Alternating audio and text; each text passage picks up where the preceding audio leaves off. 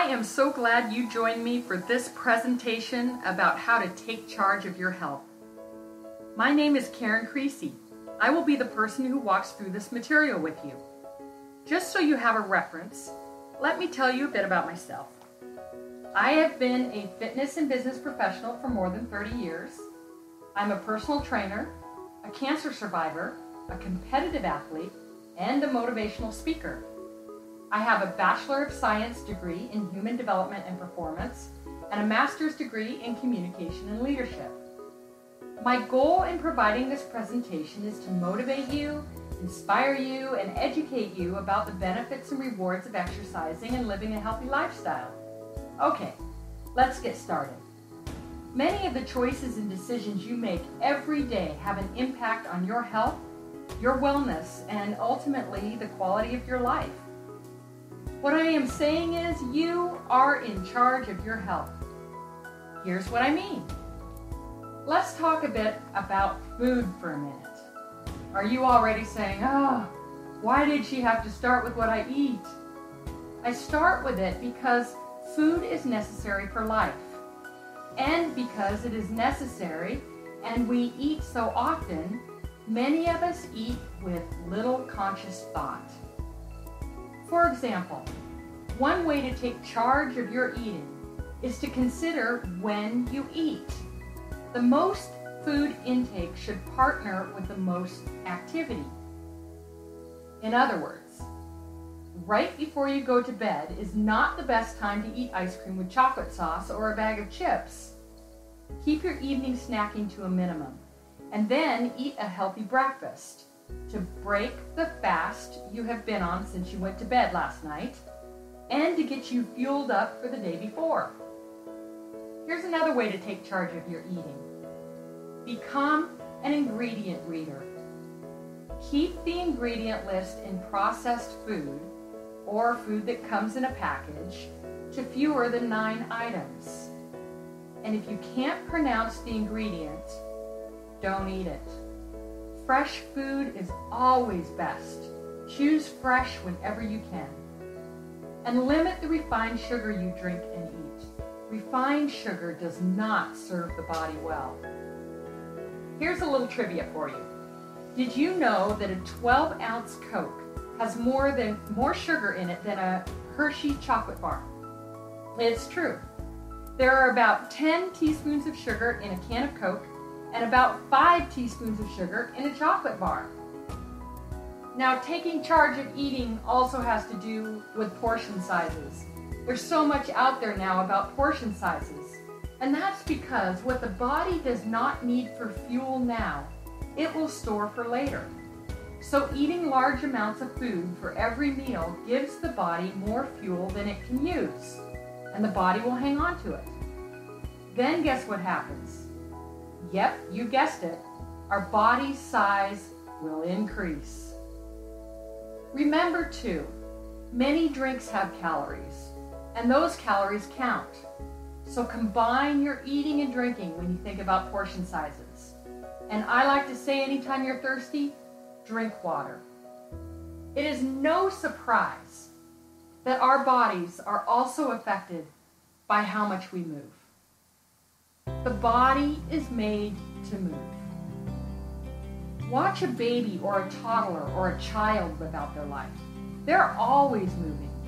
And we can make choices and decisions regarding how much and how often we move. It is true that as we get older, we become more sedentary. We sit more. We drive everywhere, and we take the elevator instead of the stairs. But you will feel better if you move. Stand up, stretch, walk around, take the stairs, park away from the front door and walk a bit. If you live where it rains, get an umbrella. If you live where it snows, get some warm boots. Take charge. Sit less, plan it, and move it. Now, one more area we often overlook as a health component is that we are in charge of our sleep. There is so much to do in this life, right? Who really has time for all that sleep? Did you know, according to the National Sleep Foundation, man is the only mammal that willingly delays sleep? In general, most adults need 7 to 9 hours of sleep a night. Sleep is when the body does its greatest healing. That is why a nap is the go-to when we catch cold. Sleep is just as important as a well-rounded diet and strong exercise. Now, let's be real for a minute. There are some aspects of your health that cannot be altered or are outside of your control, such as family history. You did not get to choose your birth parents or your lineage. And in that lineage are some health-related details you have absolutely no control over. These details passed down through your family tree, they rest in your genes. Your genes control your characteristics, your heredity. These generational pass-downs contain secrets about your wellness. That's why every time you visit a new doctor, they ask for your family history. They are attempting to peer into the patterns of your health. Age is beyond your control as well. Now, Hollywood and the skincare products would want you to believe differently, but you are as old as you are. Period. And age affects health. Okay, all that said, even still, by and large, living a healthy lifestyle and choosing wellness are within your reach. Here's an exercise I want you to try. Stand tall and look boldly in the mirror. Do you like what you see? Look at your reflection. What is your reflection telling you? Do you see health? Do you see wellness? As you look in the mirror, consider whether or not you have a health behavior you want to change or modify. A health behavior is a positive or negative health practice or attitude that you may have. Here's an example. Maybe you snack before bed every night and you want to change that behavior. Maybe you want to quit smoking or moderate your alcohol intake. Perhaps you want to exercise more or get better sleep. Whatever your health behavior modifications you want to make, think them through. Think through some strategies you might want to incorporate into your current lifestyle that may help you create the adjustment. For example, start by developing a list of pros and cons surrounding the behavior you would like to alter. Ask yourself, why do I behave this way? How does it benefit me? How does it harm me? Challenge yourself to answer these questions honestly and bravely. Write down what you discover. And remember, honesty heals, dishonesty destroys. Intentionally move towards determining why the behavior you want to change reigns in your life at all. Analyze your discipline tactics. Where are you weak in discipline? Where are you strong? And then ask, why? You can also take a good look at the busyness surrounding your daily life. Do you use your time efficiently? Maybe you are like many and are just way too busy. So there just is never enough time to take care of you. Think of it like this. Taking time for you actually recharges energy and fills you up physically and emotionally. By being full of energy yourself, you will have more to give to others. Now, many, when doing this mirror exercise, are challenged to change their level of physical fitness. There are all kinds of health behaviors worthy of modification. Physical fitness is not the only one to consider. But this mirror exercise seems to jumpstart fitness change. I have had people share with me that their reflection just does not lie. The mirror tells the truth to them, and becoming physically fit becomes an immediate must-do. It is really true that the higher the level of physical fitness, the better overall physical wellness will be. Physical wellness provides the ability to live life fully, with vitality, free of injury, free of illness. We all want that, right? But the reality is that getting there, becoming physically fit, and staying physically strong is demanding and sometimes daunting, but it is possible. Here's a recipe. It begins with choice and ends with discipline. Now don't turn off this presentation. I know that's a hard line, and I know it's fairly unhelpful, but I have put together some tips on how to do it. Get out a pen and a paper, take notes, listen, and be honest with yourself. You can do this. Change is possible. Tip number 1, start a health journal. I like to use a spiral notebook, but you can get fancy with it if you want. If something leather-bound gives you a deeper commitment, then by all means, go leather. Keep a record of the way you live, day after day. Activities often happen without much thought. It is time to start paying attention. I want you to keep track of what activities you participate in. For example, do you light up a cigarette? Or do you pour yourself a drink? Or do you eat that nighttime snack? Or drive when you could ride your bike? Once you figure out what the activities are that you participate in, then consider the where, the what, and the how. For instance, where and when do the activities you identified happen? Do you always light up a cigarette just following a meal when you are resting in the easy chair? Or do you make a special trip to the grocery store for ice cream after dinner? Or do you stop at fast food on your way home from work every night? Then, look at the what. What are you doing at the time you are participating in the activity you want to change? Are you resting? Are you stressing? Are you procrastinating? Are you talking? Are you driving? What are you doing? Then the how. How do you feel at the time you are participating in the activity? Be honest with yourself. How are you feeling when you reach for that ice cream or that drink or whatever it is? Tip number 2. After you have spent some effort collecting information in your health journal, I want you to analyze patterns in the data you collect, like look at what triggers your overeating or poor food choices or drinking too much or whatever it is. What thoughts surround those triggers? What are the words in your head saying?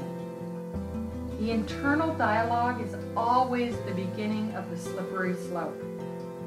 Analyze things like when exercise would fit best into your day, or what triggers skipping exercise.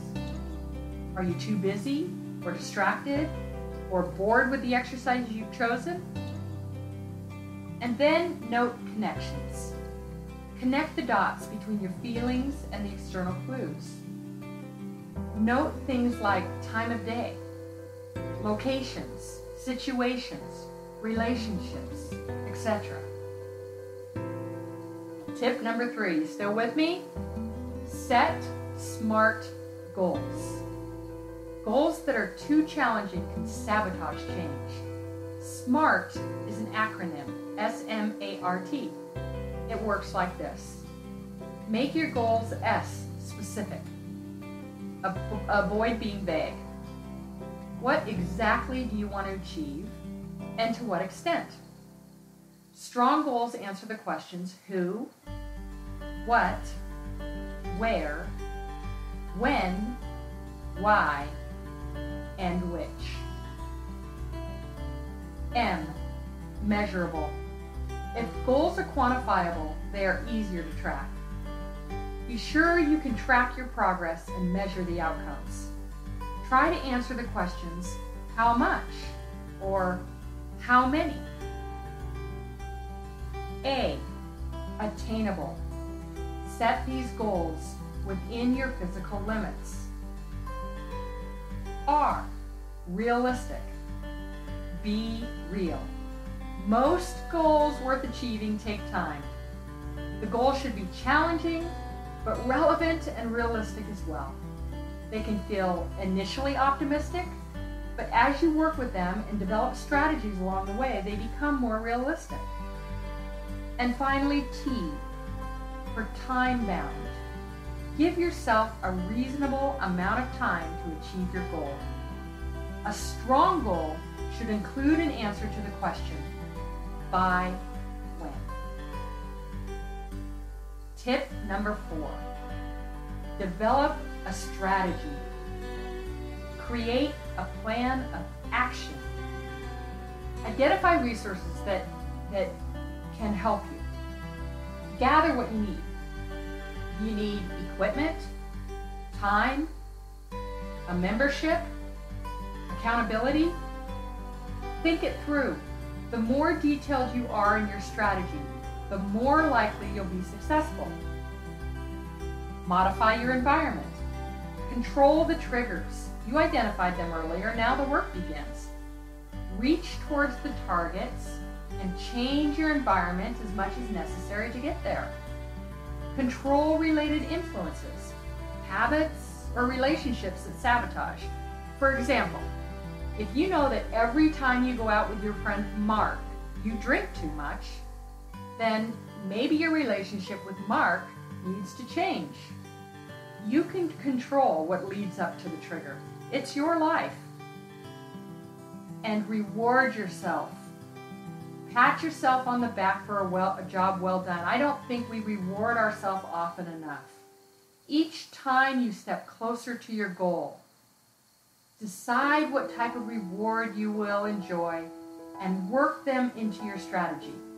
Now, here's a hint. If you are trying to lose weight, don't reward yourself with food. Then, finally, make a personal contract and sign it with a witness. Accountability works. Remember, without a plan, nothing will change. Phew, that sounds like a lot, huh? Well, the good news is it works. The bad news is, even with the best intentions and the greatest efforts, there will be obstacles along the way. Don't be surprised by them. That's life. We start off all gung-ho and then bam, something interrupts our efforts. These obstacles and walls, they're inevitable and they are frequently innocent. They show up as a late night out, making getting up the next morning to exercise next to impossible. Or they materialize as a holiday treat on your desk, begging you to just taste a little.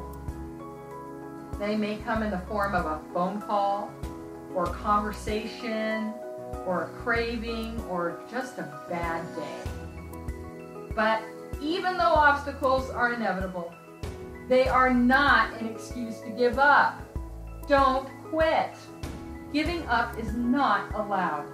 In fact, work problems and obstacles or time for them into your strategy. Expect them. Plan for bumps along the way.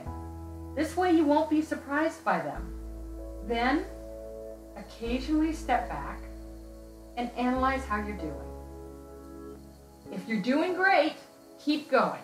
If things aren't going so well, regroup. Go back to the mirror. Stand tall. Look boldly into the eyes of your reflection and analyze your progress with your very own self looking back at you. Reconfirm why you want to change the health behavior that got you here in the first place. And give yourself a break. Give yourself some grace. Don't quit when the plan takes an unforeseen turn. Regroup. And remember, life happens. Every new day following a day of disappointment and dissatisfactions is a good day for a do-over. These setbacks are reasons to overcome, not give up. Stay with it. All right, let's talk about some ways to regroup to get back on track. Start by taking a good, hard look at your social influences. Are the people you're counting on really supporting you? If they come up short in support, connect with others who will be more encouraging. Toxic relationships will never serve you well. Commit. You won't make real progress until your inner passion leads you to make lasting change. Sometimes going all in is the hardest part. Go for it. I know you can do it. If your plan is not working for you, modify it. If you're falling behind in your running schedule, for instance, maybe it's because you don't like running.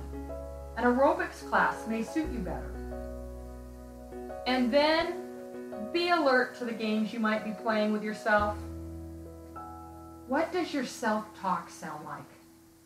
If you don't know, settle yourself down, go get somewhere quiet, and start listening to that chatterbox between your ears. There are 3 common games I've noticed we play with ourselves: procrastination, excuses, and blaming. Don't procrastinate. Start, go, do. Now is the time. There is no time like the present. None of us are guaranteed a single minute past this one. And stop making excuses. Rationalization stops forward progress. When someone is making up one excuse after another, I call it a case of excuse-itis, if that's even a word. And then don't blame others or yourself. Blaming is a way to take the focus off the real problem. Denying responsibility for your actions removes your power to change. And finally, manage your stress. Stress is real. It could be temporary, like a head cold or a term paper, or it could be ongoing. The human body does not discriminate between big or little stress. Stress is stress. If you have hit that overwhelming stress wall, stop and analyze its source.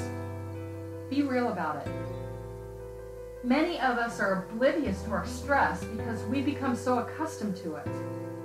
When you recognize it, the best time to manage stress is right then, right when it shows up.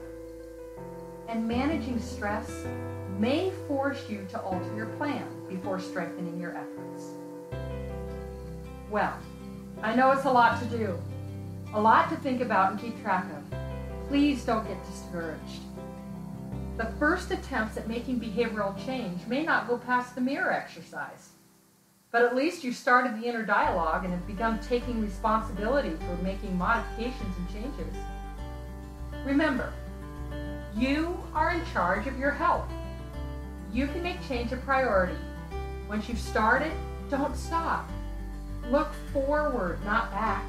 Take one step at a time, one day at a time, and choose to live your life fully with vitality, vigor, and intentionality.